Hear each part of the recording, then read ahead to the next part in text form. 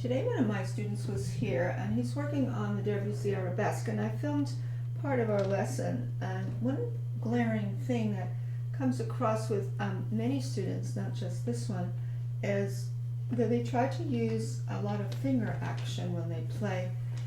Instead of thinking of rolling through notes, perhaps with a bigger energy, or an energy that comes from beyond the fingers. That's what I'm really meaning to say.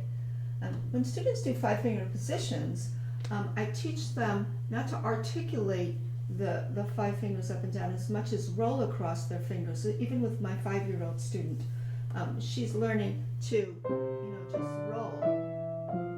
Because it really doesn't involve all that much, pokey fingers.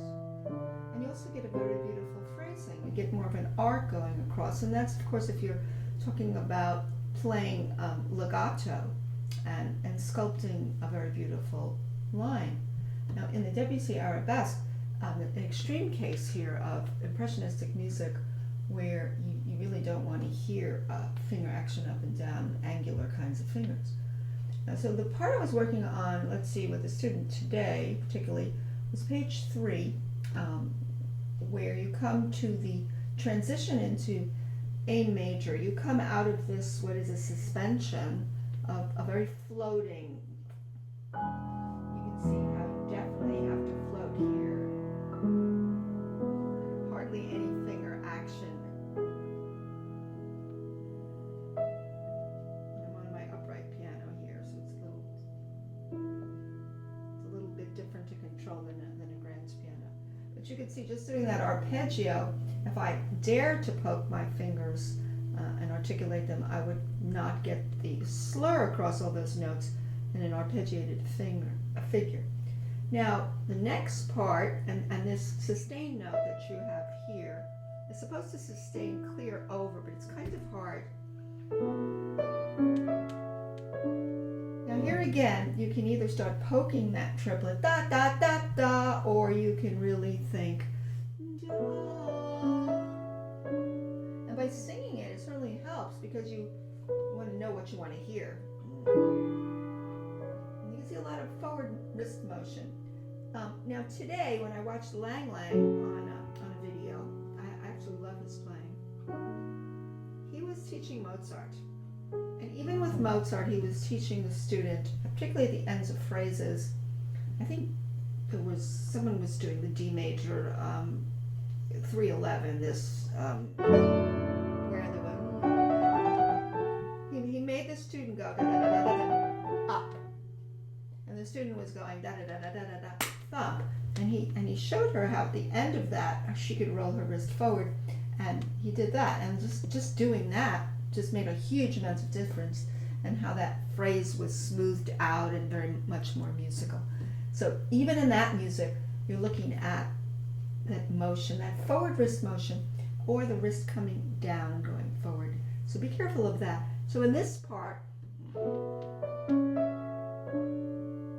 have that, you want to really think across, but also that wrist is too loud. Wrist forward. That's the only way you're not going to poke. This you want more.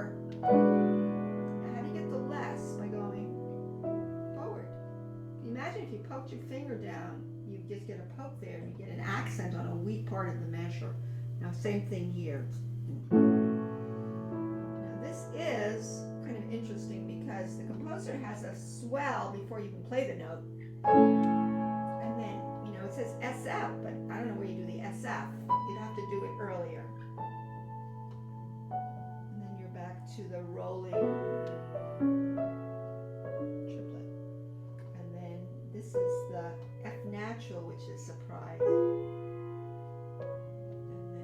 And then float, soft. That's a bad note on this piano. Suspension. Forward.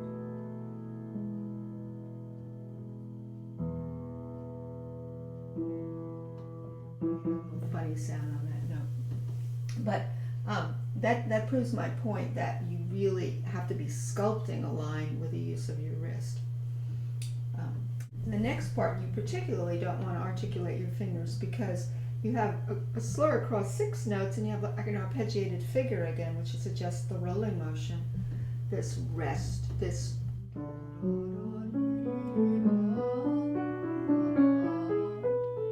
You can see that I'm hardly using any fingers.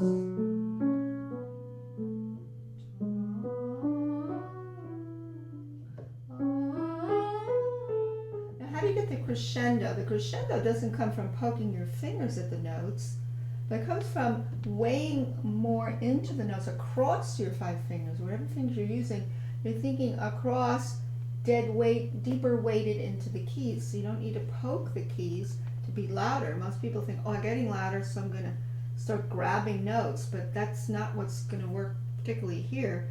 You know, if you're still rolling with that motion. First one is soft. Now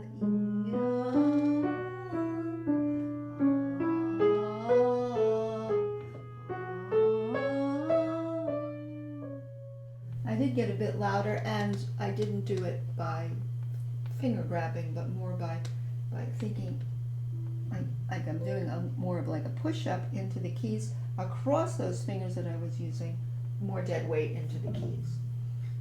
So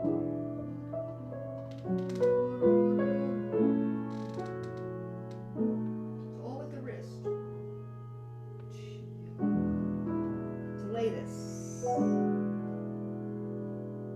Because you're going from quicker note values to what stands out as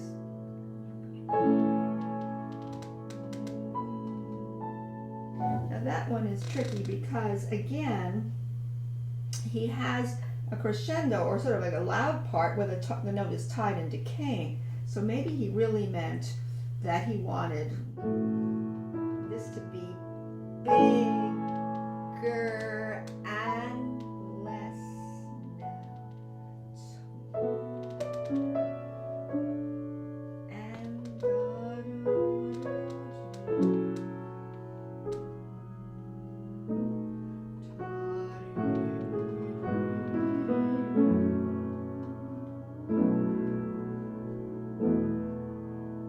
Wrist forward.